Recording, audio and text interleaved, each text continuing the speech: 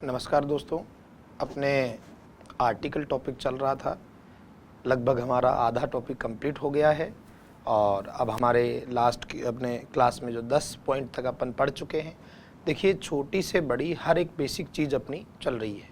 Basic चीज़ से मेरा मतलब है हम लोग हर एक चीज़ को साथ लेकर चल रहे हैं। अपनी वर्ड मीनिंग भी प्रॉपर चल रही है। वर्ड मीनिंग के 3 पार्ट अपने चल चुके हैं और उसके साथ एक जो एंटोनिम सिनोनिम वाला पार्ट है वो भी अपना शुरू कर दिया जाएगा जल्दी ही। हम लोग एक बार हल्का सा क्विक रिव्यू जिसको बोलते हैं, अपना जो बेसिक पॉइंट है वो है तो वैसे एडजेक्टिव, और एडजेक्टिव की एक यूनिट अपनी है डिटरमिनर, और डिटरमिनर डिटरमिनर का जो एक पार्ट छोटा सा है वो होता है अपना आर्टिकल। आर्टिकल अपने चल रहा था टॉपिक, और आर्टिकल में मैंने जो है बेसिक चीज़ें बताकर अपने डिटरमिनर्स का आर्टिकल चल रहा था। आर्टिकल की छोटी से बड़ी बेसिक बताते हुए सारी चीज़ें अपने डिस्कस हो चुकी थी। बेसिक के बाद में हम लोगों ने रूल्स स्टार्ट किए थे, जिसमें से 1 बाय 1 करके हमारे लास्ट 10 रूल्स अपने कंप्लीट हो गए थे। आगे देखिए, बात हम करते हैं 11 नंबर से। 11 नंबर से स्टार्ट करते हैं। बात आती है रूल्स की। रूल्स का मतलब है बहुत सारी बेसिक चीज़ें हैं जिनकी हमें जानकारी होनी चाहिए। ठीक है, तो अब 11 नंबर पॉइंट के बारे में हम बात कर लेते हैं। देखिए दोस्तों, अगर कोई सेंटेंस में मेन वर्ब, अगर कोई सेंटेंस में मेन वर्ब यानी मुख्य क्रिया इनमें से है, ये मैं कुछ आपको जो है यहाँ क्रियाएं लिख रहा हूं जिनका अर्थ भी बताएंगे। Crown, make, proclaim, become, crown, make, proclaim, become, choose, elect, select और अपॉइंट। तो पहले हम ये मैटर पूरा समझ लेते हैं कि ये लैंग्वेज क्या है, फिर बात करेंगे एग्जाम्पल्स की। मैंने आपको ये कहा कि अगर कोई सेंटेंस में मेन वर्ब इनमें से है, इनमें से मतलब जैसे क्राउन हुआ। क्राउन का मतलब क्या होता है? क्राउन का मतलब वैसे तो होता है ताज, और क्राउन जो क्रिया है, दो चीज़ है। नाउन होता है मतलब ताज, और क्राउन क्रिया का मतलब किसी को ताज पहनाना। Crown, crowned, crowned. मेक जिसका अर्थ होता है बनाना, मेक, मेड, मेड, तो ये किसी को कुछ बनाना। प्रोक्लेम, प्रोक्लेम यानी घोषणा करना, या जैसे अपन प्रोक्लेम्ड, प्रोक्लेम्ड घोषित के करना, अनाउंस करना कि भाई लोगों ने घोषित कर दिया कि ये हमारा अध्यक्ष रहेगा, तो घोषणा करना। प्रोक्लेम यानी घोषणा करना। बिकम हो जाना, बिकम, बिकेम, बिकम हो जाना। चुनना, चुनना, भाई चूज, इलेक्ट और सेलेक्ट का मतलब तो चुनाव या चुनना हो गया। अपॉइंट का मतलब है नियुक्ति देना। अपॉइंट का मतलब क्या हो गया? अपॉइंट का मतलब हो गया नियुक्ति देना। तो ये कुछ क्रियाएं हैं। हमारा मैटर ये चल रहा है कि अगर बाई चांस किसी सेंटेंस में main verb crown, make, proclaim, become, choose, elect, select और अपॉइंट अगर इनमें से है, और इनके बाद में मैं यहाँ मेंशन कर देता हूँ, और इनके बाद में अगर कोई पोस्ट दिया हुआ है, कोई पद नाम दिया हुआ है, पोस्ट का नाम आप हिंदी में कहते हो, किसी पद का नाम दिया हुआ है, तो उसके पहले हम लोग कोई आर्टिकल का यूज नहीं करते। आराम से सुन ले, समझ ले मेरी बात को, फिर एग्जांपल्स देखते हैं। मैंने कहा अगर बाई चांस कोई सेंटेंस में मेन वर्ब मुख्य क्रिया इनमें से है, इनमें से मतलब crown, make, proclaim, become, choose, elect, select और अपॉइंट, अगर इनमें से है, और उसके बाद क्या आ रहा है? कोई पोस्ट का नाम आ रहा। पोस्ट पद नाम जैसे कोई भी एक पद हो सकता है, प्रेसिडेंट हो सकता है, किंग हो सकता है, मॉनिटर हो सकता है, कैप्टन हो सकता है, कोई भी एक पद नाम, डेजिग्नेशन पद नाम हो तो उसके पहले आर्टिकल। हाँ, इनके अलावा कोई दूसरी वर्ब हो तो एक अलग मैटर है। इन वर्ब के बाद में अगर पोस्ट नेम है तब आर्टिकल का यूज हमें नहीं करना है। ध्यान रखें, ये सिर्फ तब लागू होगा जब उनके बाद में पोस्ट का नाम दिया हो। जैसे कुछ एग्जाम्पल्स हम डिस्कस कर लेते हैं। He was elected chairman of the board। आगे बात करते हैं।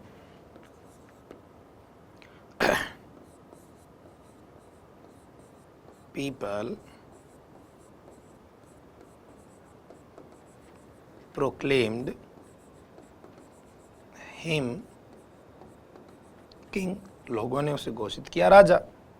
या फिर हम ये लिख दें, सी वाज मेड प्रेसिडेंट।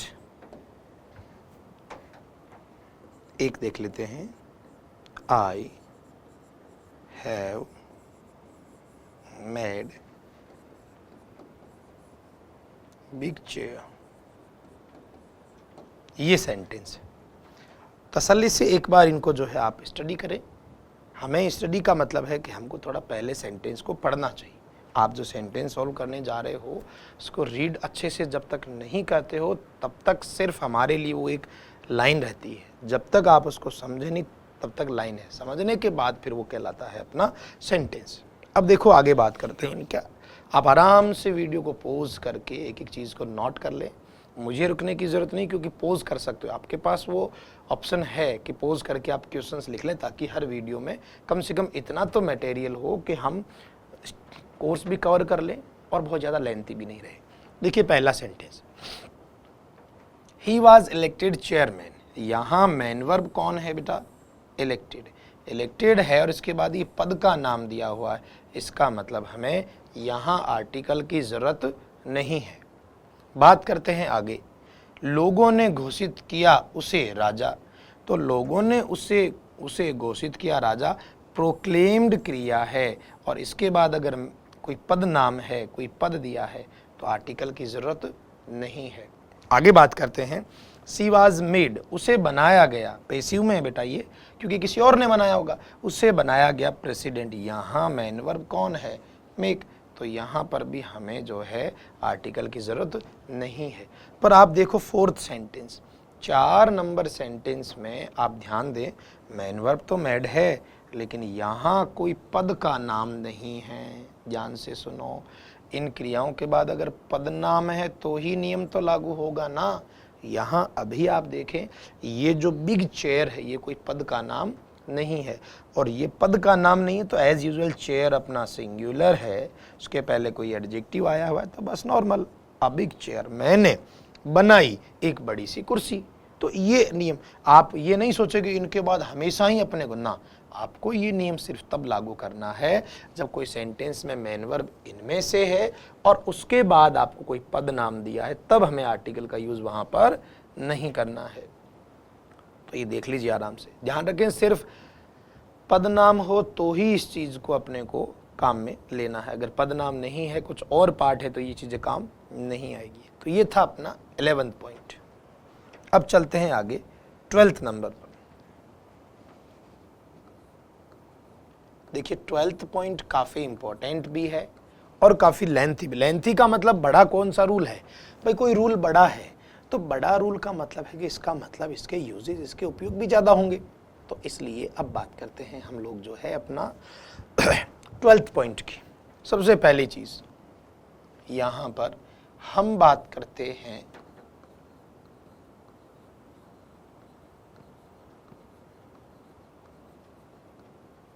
किसी व्यक्ति का नाम, पर्सन नेम।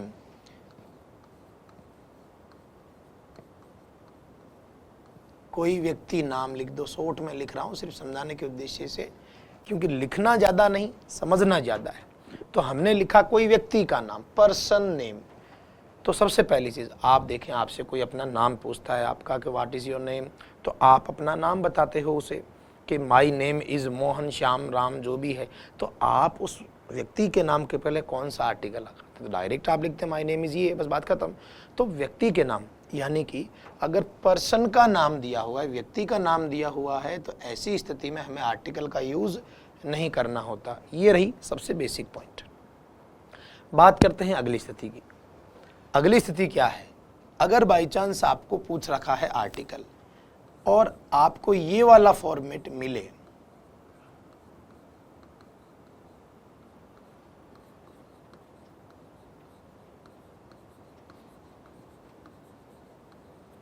क्या मिले आपको फॉर्मेट कि व्यक्ति का नाम तो दिया है और व्यक्ति के नाम के जस्ट पहले क्या दे दिया?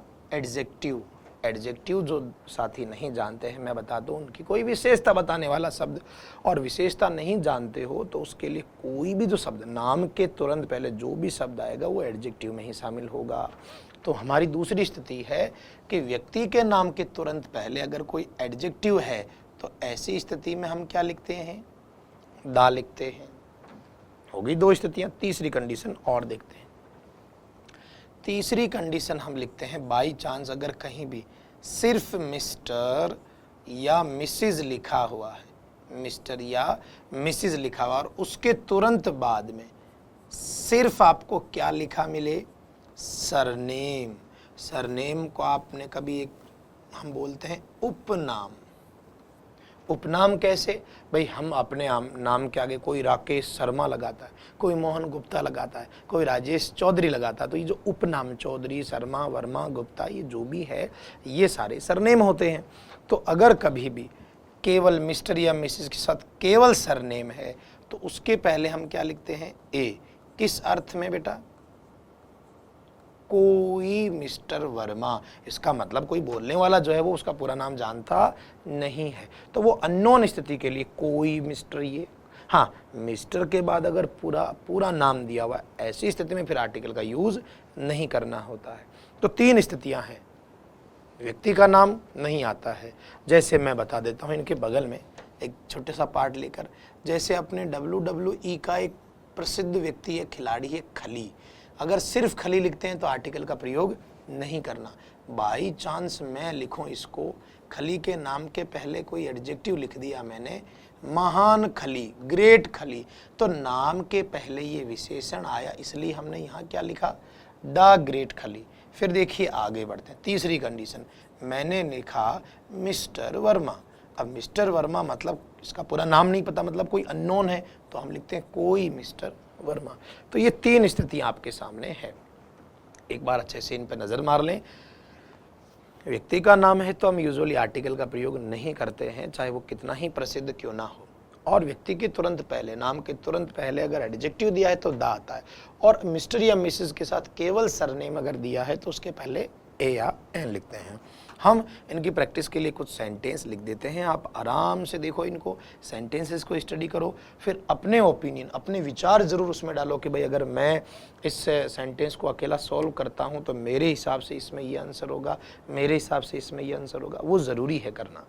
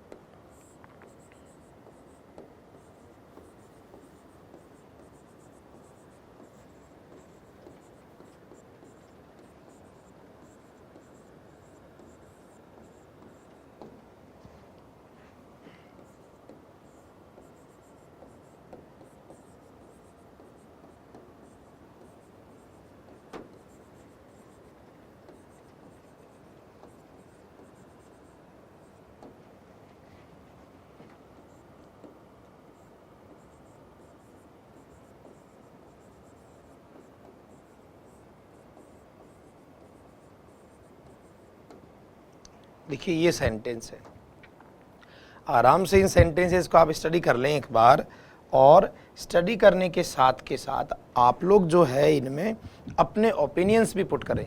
अपने ओपिनियंस का मतलब है जैसे भाई आपके पास सेंटेंस लिखा हुआ है, तो इन सेंटेंसेस को आप पढ़ो आराम से, और आप ये भी यहाँ साथ के साथ शो करने की कोशिश करो कि मैं अगर इसको सॉल्व करता हूँ तो मेरे नज़रिए में, हालांकि ये कोई पूछने वाला अभी मामला नहीं है क्योंकि समझाया नहीं, सिर्फ बताया है।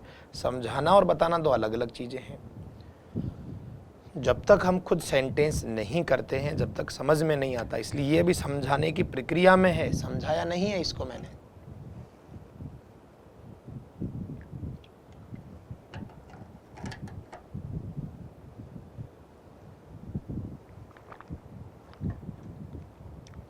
आप आराम से वीडियो को पॉज करके क्वेश्चंस लिख सकते हो।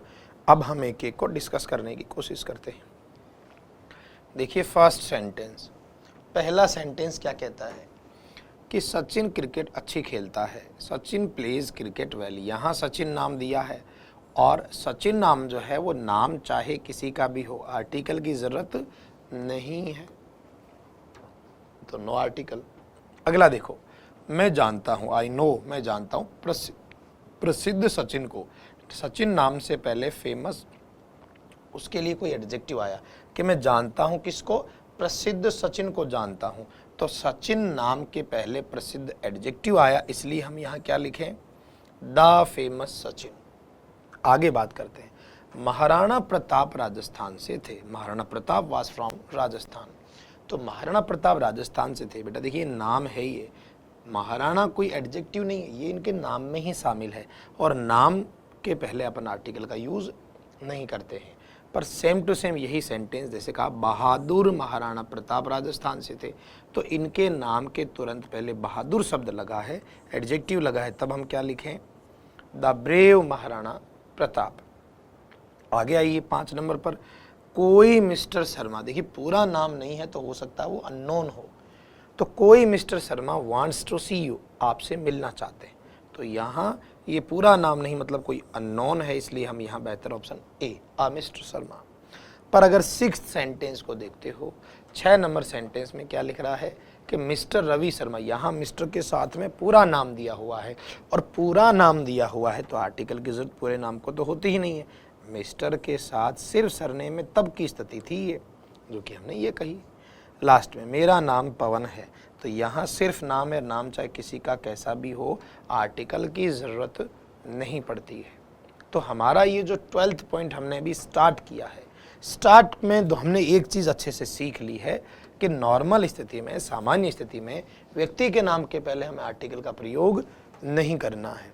अब इनको आप एक बार अच्छे से स्टडी कर लें, आंसर्स देखें, अपना कोई प्रॉब्लम हो तो उसको तसल्ली से समय दें। हम इतना इजी से समझाने की कोशिश कर रहे हैं ताकि आपको खुद ही अगर एग्जाम्पल्स को दोबारा अच्छे से देखें तो फिर दिक्कत नहीं आती है। अब अपन आगे बढ़ते हैं। हमारा ये 12th पॉइंट था, अभी ये चलेगा, इसमें बहुत सारे और भी बेसिक चीज़ों की जानकारी हमको देनी है। 12th पॉइंट में हमने एक बात की है व्यक्ति के नाम के लिए। अब 12th पॉइंट में ही एक चीज़ और हम बात करते हैं। हम किसकी बात करते हैं, 12th पॉइंट ही चल रहा है, अगला नहीं, क्योंकि अभी ये बड़ा पॉइंट है। हम बात कर रहे हैं अगर कहीं पर कोई प्लेस नेम हो, प्लेस नेम मतलब हम यूं कह दें कोई भी जगह का नाम।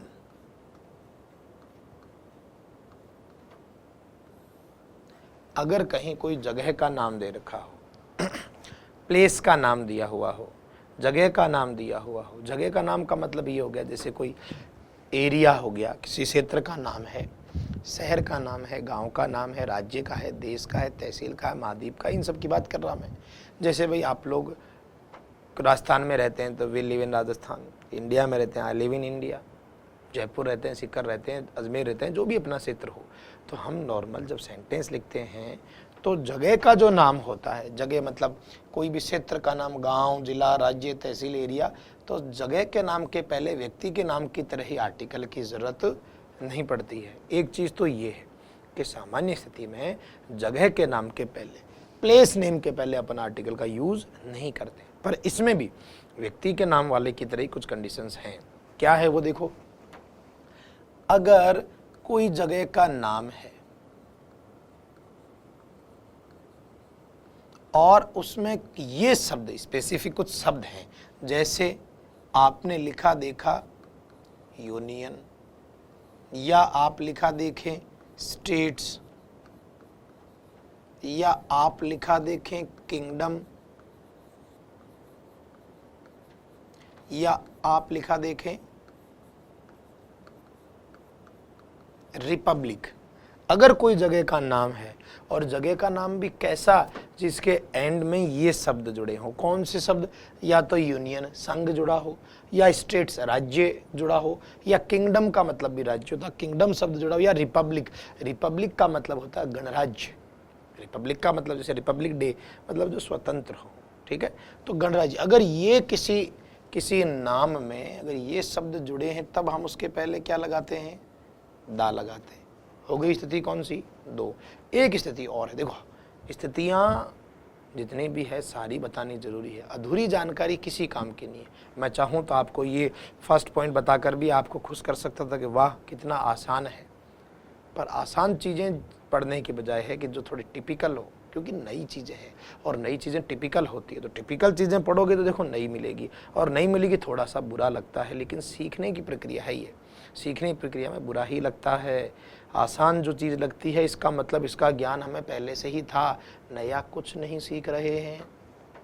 खैर, तो ये दूसरी। तीसरी स्थिति क्या है कि अगर कोई ऐसा जगह का नाम है, ऐसी कोई जगह का नाम है जो अपने आप में क्या है, ग्रुप ऑफ आइलैंड्स, जिसको आइसलैंड्स लिखते हैं आप, द्वीप समूह, या तो ऐसा कोई हो जो द्वीप समूह हो, या ऐसा कोई नेम, जगह का नाम जिसका स्पेसिफिक ध्यान रखना बेटा यहां पर, जिसका आखिरी अक्षर क्या है, एस। या तो कोई द्वीप समूह हो या फिर कोई ऐसा नाम जिसका आखिरी अक्षर हो एस। इनके पहले जिनका मैं बात कर रहा हूं कि अगर ग्रुप ऑफ आइलैंड यानी द्वीप समूह है, आपकी ज्योग्राफी ठीक होगी, आपको पता होगा, और नाम कोई जिनके एंड में है, इनके पहले भी हम लोग क्या करते हैं, दा लगाते हैं। तो ये स्थिति आप अच्छे से देख लें। बाकी किसी जगह के नाम के पहले आर्टिकल का यूज़ हमको नहीं करना है। हम इस चीज़ को थोड़ा समझ भी लेते हैं। देखिए बेटा, यहाँ मान लीजिए मैंने लिखा है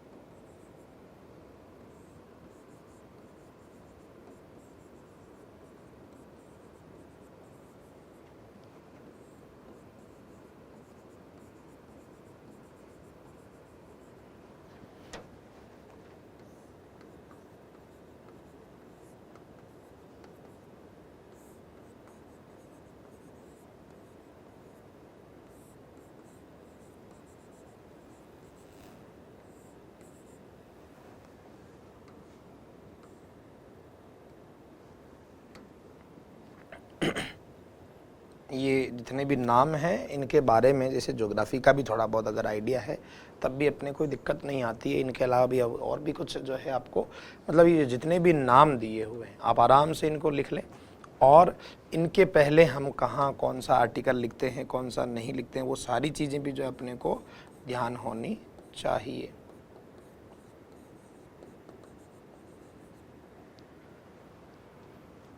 देखिए ये, तो एक बार वीडियो को पॉज कर लें, देखें इन सब जगहों को। और भी काफ़ी सारे नेम्स हैं, जैसे अंडमान्स।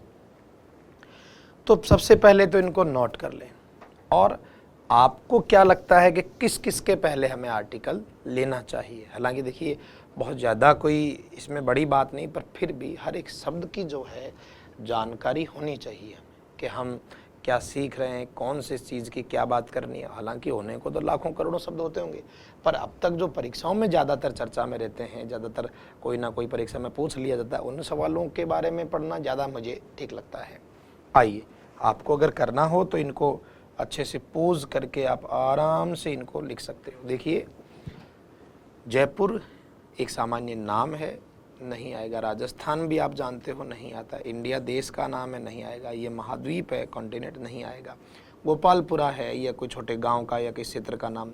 तो ये तो एक स्थिति है कि जगह के नाम के पहले अपने को आर्टिकल का यूज़ नहीं करना है। अब आगे देखिए क्या है, किंगडम। अब यूनाइटेड किंगडम कहें चाहे यूके कहें, दोनों के साथ अपने को क्या लिखना है? दा लिखना है, क्योंकि किंगडम शब्द जुड़ा हुआ है। आयरिश के साथ रिपब्लिक है, यूनाइटेड के साथ स्टेट से चाहे यूएसए करो, भाई आप शॉर्ट में लिखो इनको, चाहे ऐसे, दोनों ही स्थिति में तो अपने को दा लिखना है। वेस्ट इंडीज़, ये नीदरलैंड्स, ये देखो सब में आप लास्ट में देख रहे हैं क्या आ रहा है? एस। तो ये कोई ना कोई ग्रुप को इंडिकेट करते हैं, तो इनके पहले अपने को क्या लगाते हैं? The Netherlands, the Bahamas. बात आती है पंजाब की। वैसे पंजाब कोई स्पेसिफिक कोई कैटेगराइज नहीं किया हुआ है, फिर भी काफ़ी जगहों पर इसके बारे में लिखा है कि इसके पहले दा लिखते हैं। हालांकि कोई क्वेश्चन ऐसा पुटअप नहीं हुआ है जिसके बारे में इसको अच्छे से स्पेसिफिकेशन देना पड़े, पर फिर भी ये जानकारी के लिए रखना कि इसके पहले दा कई जगह पर दिया गया है। और हैग, ये द्वीप समूह, अगर आपकी ज्योग्राफी ठीक होगी आपको नॉलेज होगा, फिलीपींस एस आ रहा है, या अंडमान्स ग्रुप है, तो ये थोड़ा ध्यान रखें, अच्छे से देख लें। भाई जहाँ भी कुछ आपको विचार नहीं लगता हो, आप आराम से पोज करके फिर पढ़ें उनको। अब देखिए यहाँ पर ये सारी स्थिति हो गई क्लियर। हमारा जो 12th पॉइंट चल रहा है, 12th पॉइंट में हमने दो चीज़ों की बात की है।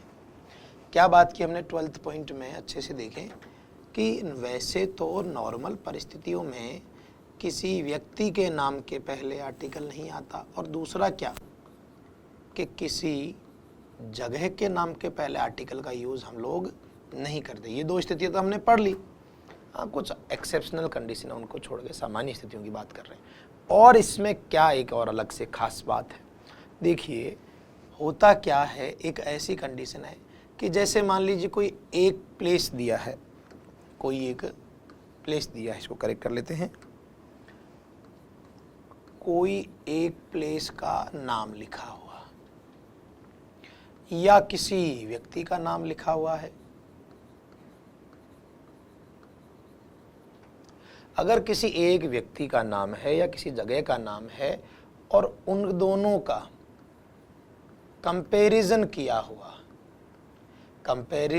हुआ है, या फिर उनको एक तरीके से आप हिंदी में शब्द सुनते होंगे, किसी चीज़ की उपमा या उपाधि दी हुई है किसी दूसरे जगह की, या व्यक्ति को किसी दूसरे व्यक्ति की दी हुई उपाधि। हम यहाँ बात कर रहे हैं कि जब किसी एक जगह के नाम को किसी दूसरे जगह के नाम की उपमा या तुलना कर रखी हो, या किसी व्यक्ति के नाम को किसी दूसरे व्यक्ति की उपमा दे दी जाए, तो ध्यान रखें जिससे कंपैरिजन होता है या जिसकी उपमा दी जाती है, उस व्यक्ति या जगह के नाम के पहले हमको आर्टिकल दा लिखना होता है। क्या स्थिति कही मैंने? ध्यान से देखें। वैसे तो इनके पहले नहीं है, जिसको उपमा दी उससे पहले नहीं, जिसकी उपमा, जिससे कंपैरिजन हो रहा है उससे पहले हमको क्या लिखना है? दा। बाकी नॉर्मल परिस्थितियों में तो नहीं आता है। आप अच्छे से सुन ले मेरी बात को, ये तो चलो लिखना हो गया। हम ये बात कर रहे हैं कि किसी व्यक्ति के नाम के पहले सामान्य आर्टिकल नहीं आते और किसी जगह के नाम के पहले भी सामान्य तौर पर आर्टिकल नहीं आते। लेकिन ये एक स्थिति है कि जब एक व्यक्ति को या एक जगह को किसी दूसरे व्यक्ति या किसी दूसरे जगह के नाम की उपमा दे दे, उससे तुलना कर दे, तो जिसकी उपमा देते हैं जिससे तुलना करते हैं उस व्यक्ति या जगह के नाम के पहले हम लोग द लगाते हैं। जैसे, तो एक बार इस चीज़ को अच्छे से समझने के लिए मैं कुछ सेंटेंसेस लिख देता हूँ, आप उनको पहले तसल्ली से स्टडी करें, अपने ओपिनियन वहाँ पर दें और उसके बाद मैं आंसर्स बताता हूँ, उस डिस्कशन को देखें ताकि कंसेप्ट क्लियर हो।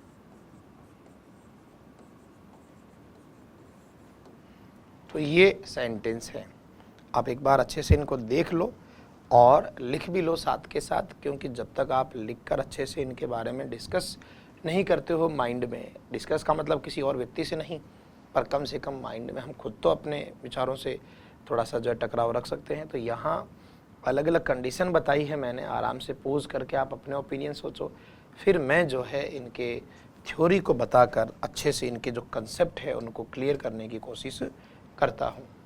ठीक है, देखिए सबसे पहले लिखा Kalidas was a great writer.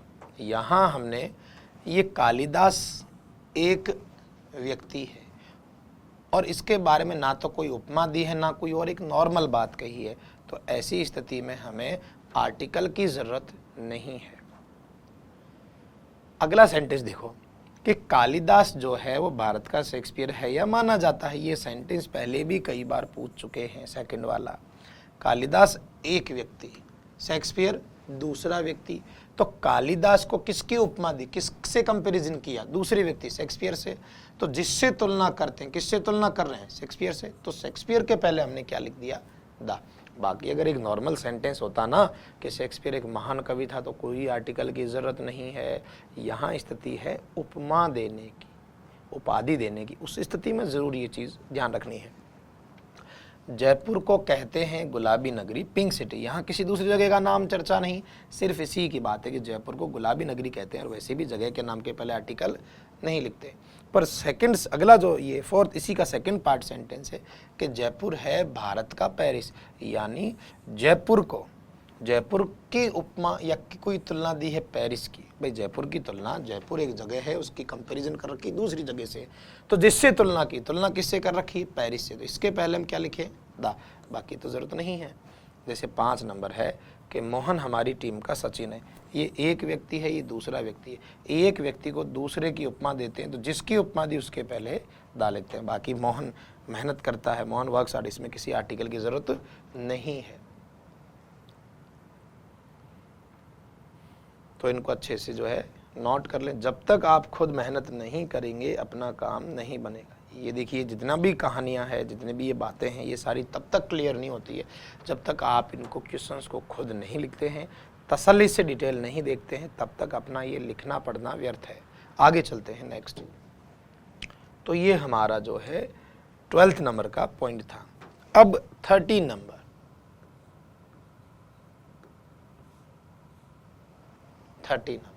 30 number हम लोग जो एक स्कूल टाइम का छोटा सा पॉइंट ध्यान में रख लेते हैं। छोटा पॉइंट पढ़ लेते हैं हम लोग, ठीक है। छोटा पॉइंट का मतलब वो स्कूल में हम पढ़ते थे, ताजमहल, गंगा नदी, उनके बारे में। हालांकि रूल्स वो भी बुरे नहीं हैं, पर देखो जानकारी सारी चाहिए। हालांकि अभी आधे से थोड़ा ज़्यादा पार्ट हो गया है, पर जल्दी ही इसके 18-20 जो पॉइंट्स हैं, हालांकि बहुत बड़े पॉइंट्स अब नहीं रहे हैं, मोस्टली जो काम आने वाले पॉइंट्स है वो बता चुका हूँ। कुछ पॉइंट्स और भी हम अच्छे से डिस्कस कर लेंगे। एक देखिए 13 नंबर पॉइंट्स बात करते हैं हम आगे। अगर कहीं पर भी, इसको यूं लिख लेते हैं, कहीं भी बात करते हैं नेम ऑफ, नाम किस किस का, नदी का। नदी को अंग्रेजी में क्या कहते हैं? रिवर।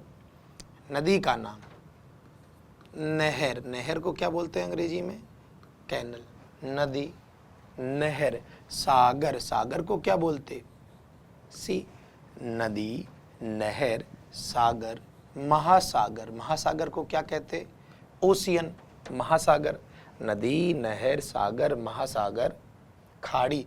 खाड़ी के देखो दो वर्ड है अंग्रेजी में, एक तो है बे और दूसरा है गल्फ। बे और गल्फ, खाड़ी। तो हमने यहाँ देखो बोर्ड पे नाम लिखे हुए हैं, नदी, नहर, सागर, महासागर, खाड़ी। बे और गल्फ दोनों शब्द हो सकते हैं। मरुस्थल, डेजर्ट जिसको कहते हैं। पर्वत श्रृंखला, श्रृंखला को क्या कहते हैं? Mountain range. वापस देखो आराम से, नदी, नहर, सागर, महासागर, खाड़ी, मरुस्थल और पर्वत श्रृंखला, ये इनके जो नाम हैं, इनके जो नाम है, मैं थोड़ा कलर चेंज कर देता हूँ आपके लिए थोड़ा अच्छे से आइडेंटिफाई। इनके नाम के पहले हमको क्या लिखना है? दा। यहां लिख भी देते हैं, इनके पहले हम क्या यूज करते हैं? दा यूज करते हैं। किनके पहले? जो हमने नाम लिखे हुए हैं। क्या नाम लिखा हुआ है?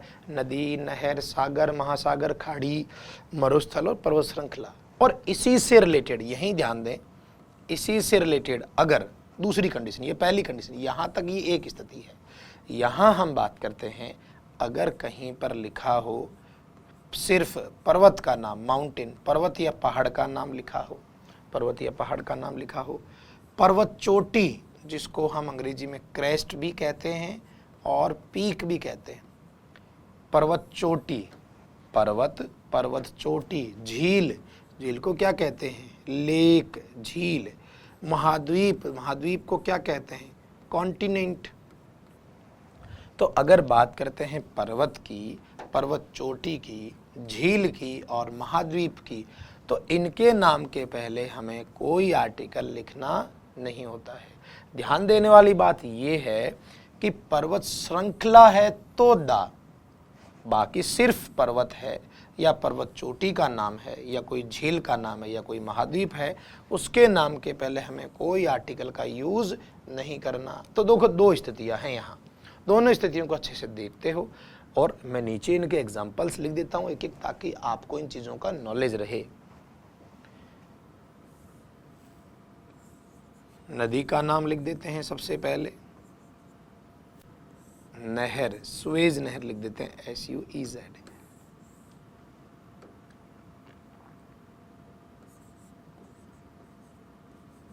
सुएज नहर।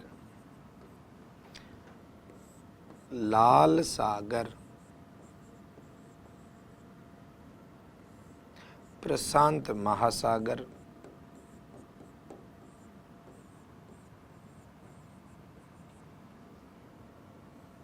उसके बाद खाड़ी देखिए,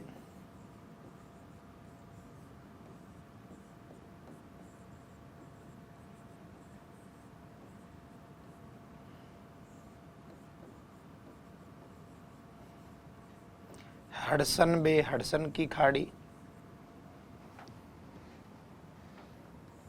अभी इनका आंसर नहीं बता रहे, हम सिर्फ लिख रहे हैं नाम। सहारा का मरुस्थल कह दीजिए, सहारा डेजर्ट कह दीजिए।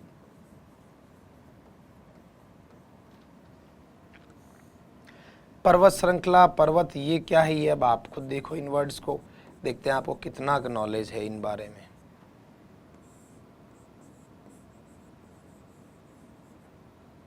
एंडीज, रॉकीज,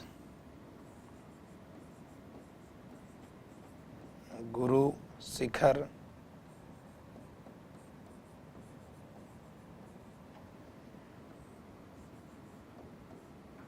माउंट एवरेस्ट, या लिखा हो माउंट आबू।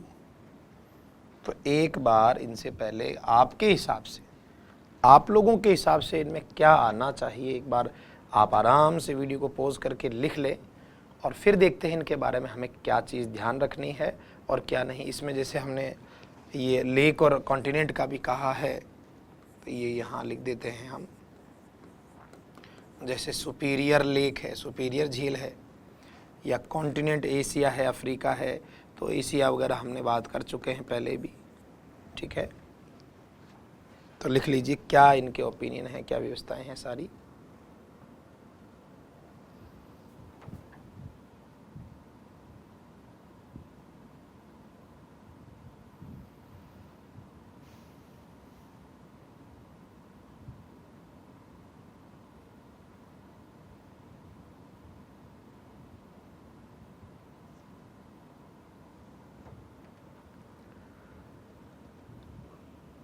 हाँ, तो आपने लिख लिया होगा। जितना भी कोई काम लिखने का है आप आराम से पोज करके लिख सकते हो, क्योंकि देखो सीख रहे हैं, यहाँ कोई मूवी थोड़ी चल रही है। देखो गंगा नदी का नाम है, आएगा। स्वेज नहर का नाम है, आएगा। लाल सागर है, आएगा। प्रशांत महासागर है, आएगा। बंगाल की खाड़ी है, आएगा। अब बात करते हैं, देखिए हडसन की खाड़ी। हडसन की खाड़ी का कोई स्पष्ट ओपिनियन कहीं लिखा हुआ नहीं, हालांकि कुछ प्रमाणिक पुस्तकों में दिया हुआ है कि हडसन की खाड़ी के पहले आर्टिकल का प्रयोग हमें नहीं करना है, तो आप यही ध्यान रखें। हालांकि ऐसी विवादास्पद चीज़ें पूछी नहीं जाती, पर फिर भी बाई चांस अगर पूछ लिया जाए तो ज़्यादा बेहतर इस हडसन की खाड़ी को आप अलग ही रखना, इसके पहले आर्टिकल नहीं लगाना है। सहारा रेगिस्तान है, आएगा। हिमालयाज ये पर्वत श्रृंखला है, माउंटेन रेंज है, आएगा। एंडीज पर्वत श्रृंखला है, आएगा। रॉकीज पर्वत श्रृंखला है, आएगा। गुरु शिखर पर्वत चोटी है, आर्टिकल का प्रयोग नहीं करेंगे। माउंट एवरेस्ट पर्वत चोटी है, नहीं करेंगे। माउंट आबू पर्वत है, केवल पर्वत है, इसके पहले नहीं करेंगे। सुपीरियर झील है, नहीं आएगा। एशिया महाद्वीप है, इसके पहले भी आर्टिकल नहीं आएगा। तो देखो ये भी चीज़ है यहाँ, हालांकि होने नॉलेज तो होने को हर एक चीज़ की होनी चाहिए, तो इन चीज़ों को अच्छे से आप नोट कर लें अपनी नोटबुक में। और रूल्स का नंबर जैसे अपने 13 चल रहा है, 5 या 6 रूल्स इसके और बाकी हैं, लगभग 20 के आसपास है पॉइंट्स, पर बाकी के इतने बड़े नहीं, बात बड़े छोटे की नहीं। हर एक चीज़ जब तक जानकारी नहीं होती है तब तक आप कम ज़्यादा का आकलन नहीं लगा सकते हैं। तो ये अपना ग्रामर वाला पोर्शन है। ग्रामर वाला पोर्शन इतना ही ठीक है, क्योंकि हमारी जो लगभग 55 से 60 मिनट की जो हमारी क्लास होती है उसमें ग्रामर वाला पोर्शन होता है 30-35 मिनट, और बाकी का जो 10-15 मिनट का जो पार्ट है अपना, वो वर्ड मीनिंग का होता है, जो कि कंटिन्यू चल रहा है। तो उसकी तरफ चलते हैं। आप आराम से वीडियो पॉज करके एक एक चीज़ को अच्छे से जो है लिख सकते हो। अब बढ़ते हैं आगे। बात आती है वर्ड मीनिंग्स की। हमने पिछली कक्षा में जो है गेमी से यानी विवाह से रिलेटेड 1 वर्ड्स याद किए, क्योंकि हर बार ग्रुप में याद करने से क्या है, थोड़ा सा हमें मेमोरी अच्छी रहती है, हर चीज़ का एक नॉलेज रहता है हमें। तो आज वो 1 वर्ड, हम 3 चीज़ें पढ़ते हैं, तीनों कंटिन्यू डे बाय डे 5-5 लिखते हैं। तो हम 1 वर्ड में लिखते हैं। आज भी एक ग्रुप ले लेते हैं बेटा, कोई सा भी, जैसे हम ले लेते हैं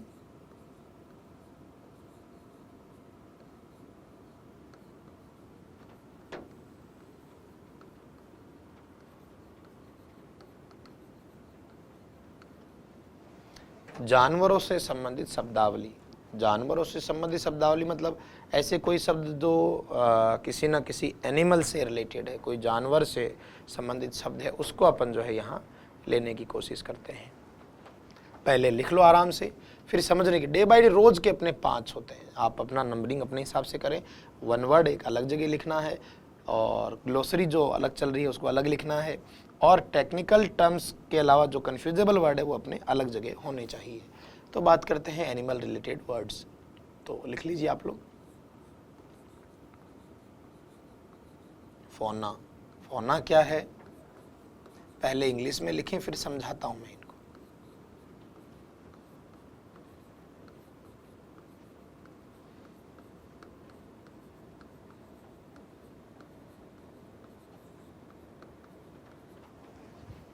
animals of a particular reason.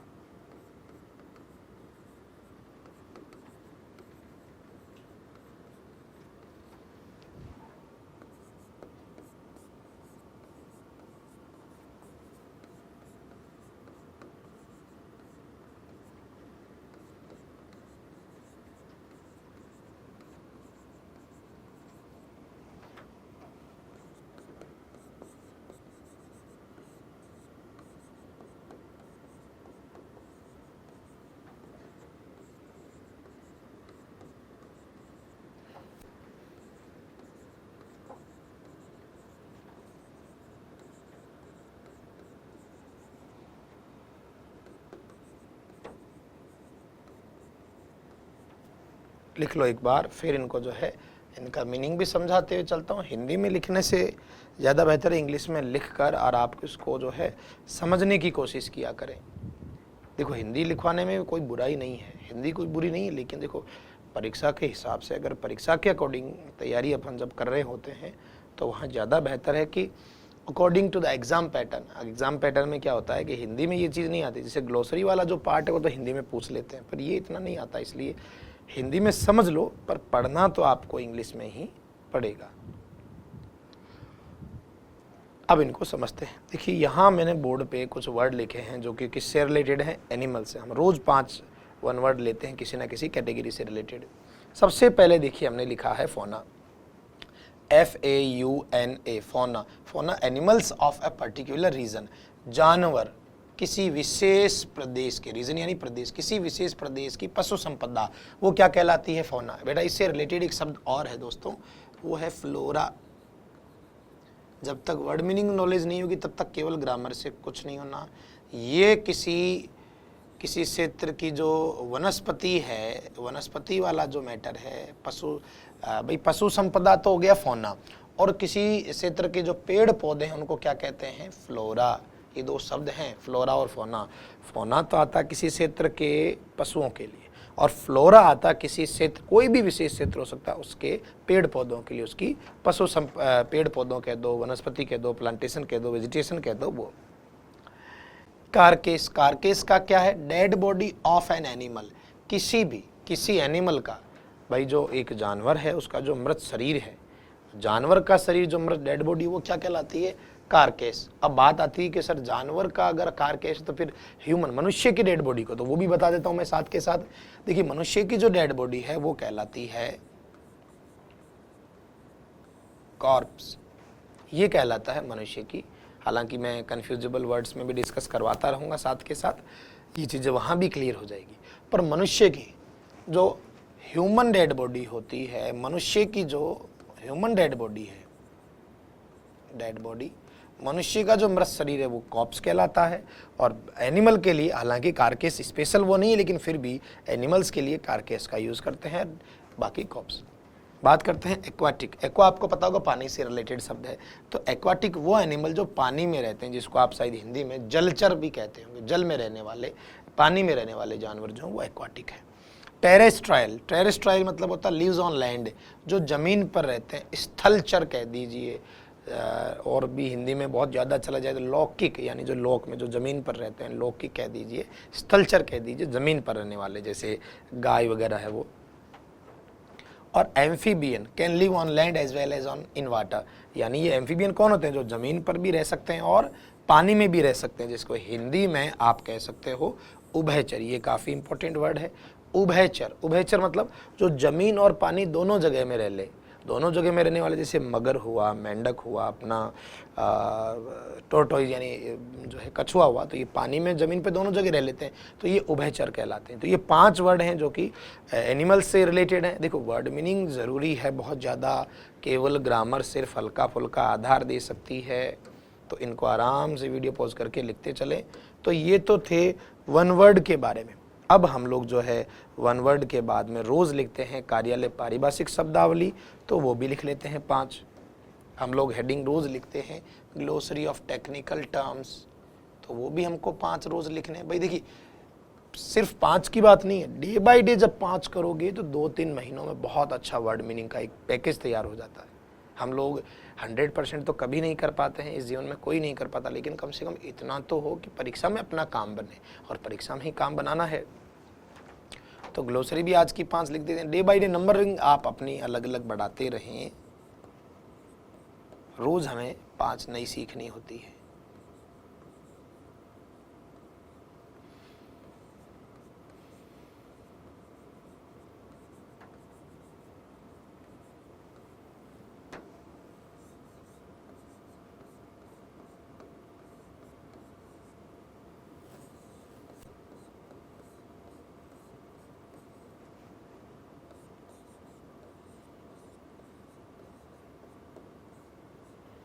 तो पहले एक बार लिख लो इनको अच्छे से, और फिर बात करेंगे इनके मीनिंग्स की कि इनका अर्थ क्या है। हालांकि ये हिंदी में भी बहुत अच्छे से इनके क्वेश्चन बनते हैं, हिंदी में भी काफ़ी इनका पार्ट आता है, तो हिंदी और अंग्रेजी दोनों में ही अपन साथ में याद कर लेंगे, ताकि अंग्रेजी का भी पार्ट तैयार हो और साथ के साथ हिंदी का भी।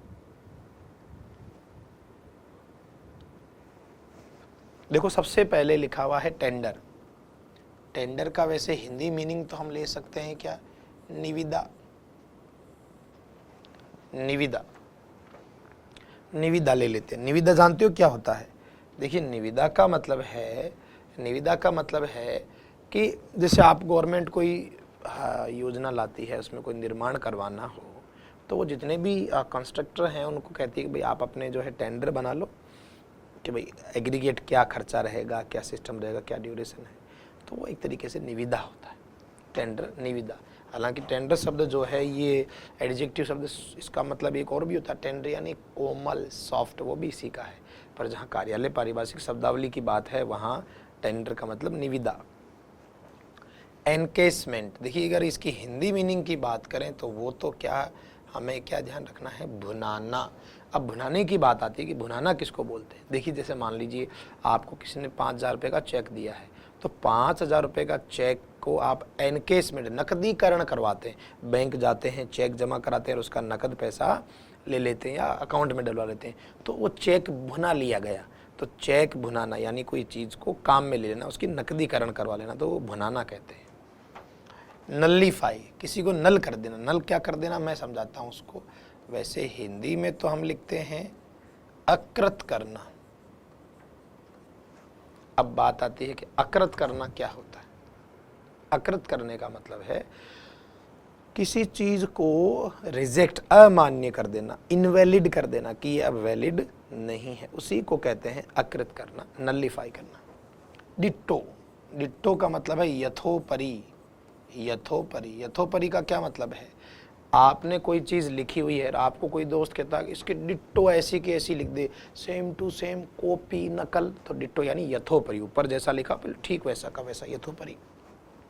रिक्रूट, रिक्रूट का मतलब होता है जैसे रिक्रूटमेंट होती है आप लोगों की, किसी चीज़ में क्या करना, भर्ती करना, भर्ती, जैसे वैकेंसी आती है ना, ठीक वैसा ही शब्द है भर्ती करना, रिक्रूट करना। तो इनको अच्छे से देखते चलें डे बाय डे। हम लोग रोज़ के 5 वन वर्ड तैयार करते हैं, 5 हम लोग जो है ग्लोसरी भी तैयार कर लेते हैं, 3-4 वर्ड अपना रोज़ का जो है कन्फ्यूजेबल वर्ड का। उससे क्या होगा कि जैसी जैसी ग्रामर हमारी मजबूत होती जाएगी, साथ के साथ ये वाला पार्ट भी अपना मजबूत होता जाएगा। देखिए कन्फ्यूजेबल वर्ड भी लिख लेते हैं हम लोग।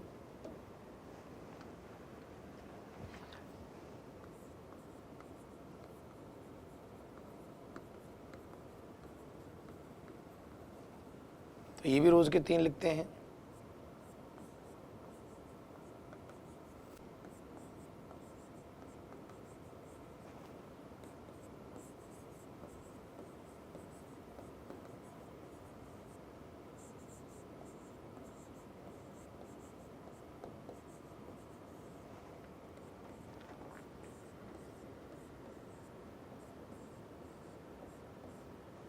तो ये शब्द हैं, पहले इनको लिख लें आराम से और आप भी माइंड में रिवाइज करने की कोशिश करें कि इनमें से कौन कौन सा वर्ड ऐसा है जिसकी जानकारी आपको है, और फिर अपना नॉलेज मिलाएं। देखिए पेन, पेन का मतलब आप समझते हैं कोई दर्द होता है जो, लेकिन पेन्स इसका प्लूरल नहीं है बेटा, ये पेन्स जो है इसका अर्थ ही बदल गया।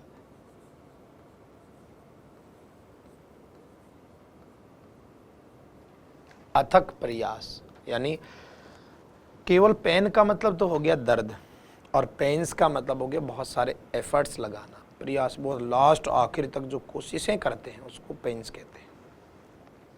मॉर्निंग एक बहुत नॉर्मल वर्ड है इंग्लिश का जिसका अर्थ क्या होता है, सुबह है, पर ये जो है MOURN, ये थोड़ा ढंग से देखें, ये क्या होता है, किसी के लिए विलाप करना, कोई व्यक्ति जो चला गया है दुनिया से या कहीं से, उसके लिए विलाप करना। आप ये शायद ऐसा शब्द भी ज़्यादा मेरे हिसाब से ठीक रहेगा, समझने के हिसाब से बात कर रहा हूँ, किसी के लिए दुख करना, मौन करना, तो मॉर्निंग यानी विलाप करना या दुख करना किसी के लिए। आगे बात करते हैं पोल और पोल। देखिए पोल तो है खंबा, जैसे अपने लाइट का पोल रहता है, लाइट का, तो लाइट का पोल रहता है तो वो खंबा हो गया, जैसे बिजली का पोल जगह जगह सड़क पे या कहीं किनारे पे लगे रहते हैं। और ये वाला जो पोल है, ये वर्ड रिलेटेड है किससे, वोटिंग से रिलेटेड, जिसका अर्थ क्या होता है, मतदान, जैसे पोलिंग बूथ होता है।